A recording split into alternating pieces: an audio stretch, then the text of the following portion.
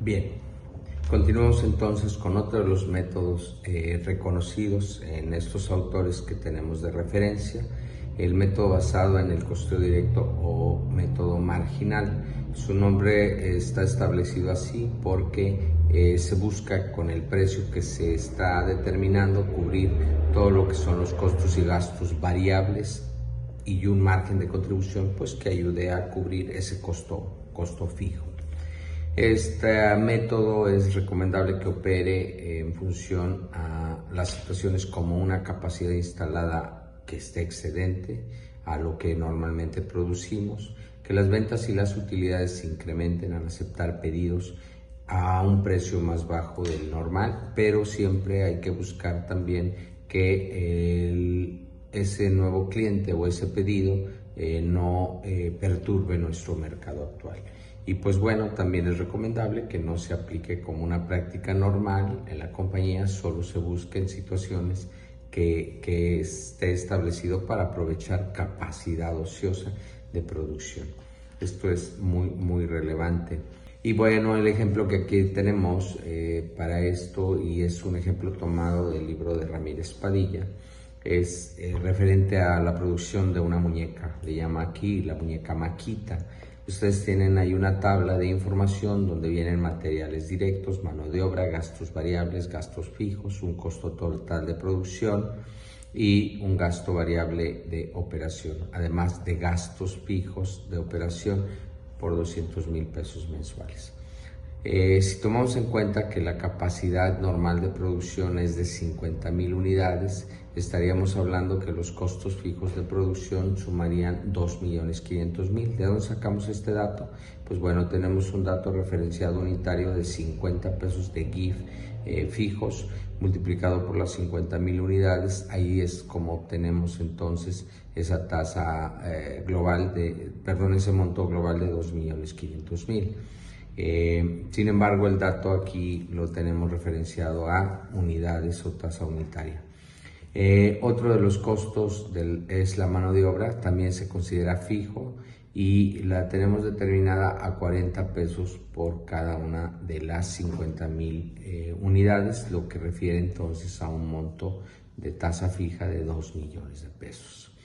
En el supuesto de que se tenga esa capacidad normal de producción de 50,000, pero que solo se están vendiendo 30,000 mismas que se producen, tendríamos ahí una situación que refiere el autor, donde un cliente busca un pedido especial de 10,000 muñecas, pero las pagaría a 130 pesos.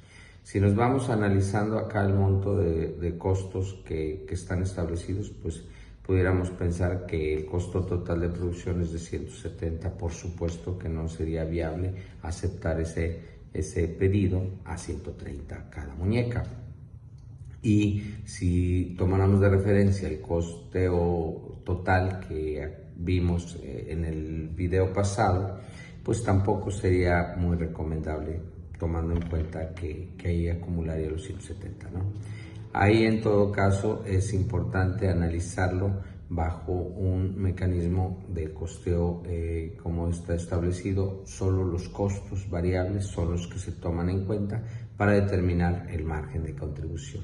Entonces, por ejemplo, si nosotros decimos vamos a vender las 10,000 muñecas a 130 pesos, como me las compran, pues voy a generar 1,300,000 pesos. Ese 1,300,000 pesos le voy a restar todo lo que son costos variables. Son en todo caso el material directo, que son 60 pesos por cada muñeca, son 10,000 muñecas, por eso son 600,000 pesos. Tenemos los gastos variables de 20 pesos, se hace lo propio con las 10,000 muñecas y suman 200,000. Y tenemos los gastos de administración que refieren o de operación que refieren a 10 pesos por muñeca, sumando 100,000 pesos. Con esto, los gastos variables serían de 900,000 pesos, por lo tanto, generamos un margen de contribución de 400,000 pesos. En esta otra diapositiva tenemos, por ejemplo, un estado de resultados que actualmente puede tener la empresa, donde tiene la venta de 30,000 muñecas que vende a 200 pesos cada una de ellas, genera 6 millones de pesos, pero también se le descuentan los gastos variables unitarios que aquí tenemos de 60, de 20 y de 10, y estos suman 2.700.000, generando un margen de contribución de 3.300.000 pesos. Aquí ustedes pueden ver que a esto 3.300.000 de margen se le restan todos los costos fijos que está enfrentando la empresa. En este caso, los indirectos de fabricación que determinábamos hace un momento por 2.500.000 y la mano de obra por 2 millones, más los de operación de 200.000 pesos. Los costos fijos son de 4.700.000 y actualmente la empresa enfrenta una pérdida de 1.400.000. Si nosotros aceptáramos el pedido de ese cliente en particular, aún y cuando nos lo paguen 130 pesos por cada muñeca, pues estaríamos de alguna forma favoreciendo estos resultados porque contaríamos con 400.000 pesos más para apoyar o disminuir la pérdida que actualmente tiene la empresa. Esto es básicamente el método muy parecido a lo que hemos estado hablando cuando en las decisiones los costos fijos se ponen a un lado de la decisión y se basa más en la generación de un margen de contribución. Recuerden que el margen de contribución se determina y ese dato nos sirve para saber cuánto va a aportarse a los gastos fijos que sabemos que la empresa tendrá que erogar, se produzca, se venda o no se venda. Un método más es el método basado en cláusulas escalatorias. Es propiamente uno de los métodos que demandan mucho análisis antes de su aplicación, porque pondera de alguna manera los incrementos que tienen cada uno de los elementos o materias primas o insumos que componen a un producto. Entonces habría que tener muy en cuenta el análisis, el crecimiento de los precios o los porcentajes que se están moviendo en cada uno de ellos. Aquí hay un ejemplo muy sencillo en esta siguiente diapositiva, donde la empresa Aceros del Norte manda a fabricar una maquinaria a otra empresa, la TIMSA, y el precio base es de 12.000 pesos. Entonces, los principales insumos aquí ya nos están estableciendo que es el acero, que representa el 50% de insumo, la mano de obra que representa el 15% y los energéticos que representan el 25%. Además, si ustedes ven, ahí nos dan 90%, el otro 10% corresponde a otros insumos. Así que el costo base del acero establece que es de 5.000 pesos, la mano de obra es de 1.500, los energéticos de 2.500 y otros insumos son de 1.000 pesos. Si ustedes hacen la sumatoria, estamos hablando de un insumo total de 10.000 pesos como costo base. 10.000 pesos a un producto al que se vende en 12.000 pesos. Entonces, aquí pues el análisis también refiere a información donde se dice que el periodo de entrega se modifican los costos. Mientras se está haciendo el análisis, hay un incremento en los costos y aquí nos dan datos de estos costos. Por ejemplo, el acero sube el 20%, la mano de obra sube un 10%, los energéticos también serían incrementados con un 10%. Y pues aquí la pregunta sería, bueno, si ya se modificaron estos precios, que son los costos, ¿a qué precio debo de darla? Porque evidentemente no garantizaría un margen de utilidad apropiado si no hago el referente incremento en los costos. Entonces, en la parte derecha de esta misma diapositiva vemos cómo se hace el análisis de una manera muy sencilla pero importante, tomando en cuenta el porcentaje que representa del total del costo de cada uno de los insumos. Por ejemplo, el acero representa el 50% del componente del costo total, pero incrementa un 20% de acuerdo a esta información. La mano de obra, por su parte, representa el 15% y tiene un incremento del 10%. Y el otro componente, estaríamos hablando de los energéticos, si ustedes pueden ver, se incrementan un 10% y se componen el 25% del costo total. Si hacemos los cálculos del 20% del 50%, que es el acero, el 15% representa la mano de obra, pero incrementa un 10%, y asimismo tenemos el insumo de los energéticos con un 25%, incrementa el 10%, determinamos entonces un factor que es del 0.14. Y esto sería el factor que multiplicaríamos por el precio, multiplicándolo por el 1.14 para que se incremente el valor de la unidad, o en este caso los 12,000, y tendríamos que el nuevo precio al cual tendríamos que vender este producto es de 13,680. Tiene lógica porque de alguna forma, si están moviéndose los insumos hoy en día con toda la volatilidad que existe por los cambios en los aranceles, pues es muy probable que nos encontremos con estas situaciones y hay que estar analizando frecuentemente la adecuada fijación de precios. Veamos otro de los métodos para la fijación de precios. Este es el basado en el EVA deseado. El EVA es pues el valor económico agregado. Esto es un referente del área de las finanzas. Propiamente es el valor que se espera se agregue después de una inversión. Es importante tener esta medida porque muchas de las empresas pues están trabajando, produciendo, pero a decir verdad en ocasiones no están generando valor económico agregado. Y esto es un dato importante. Bueno, esta técnica de fijación de precios es propiamente tomando en cuenta ese valor agregado que se espera y algunos otros conceptos.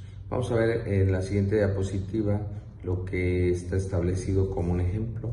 Esta compañía tiene una inversión total de 1,100 pesos, lo cual incluye el capital de trabajo y los activos fijos. Esto es el total de los activos. Entonces, y aquí hace referencia a que los accionistas esperan que se dé un rendimiento del 10% y que el costo del capital es propiamente este concepto. Es un término, como les digo, muy financiero. De alguna manera nos da otro dato, por ejemplo, la tasa de impuestos que se va a 35.8%, y se busca que aparte de esto la empresa genere un valor agregado a las inversiones totales que se tienen de 150,000 pesos. Y hay otros datos, se venden alrededor de 50,000 unidades y hay un porcentaje que representa el costo de ventas. Estamos hablando del costo de ventas como tal.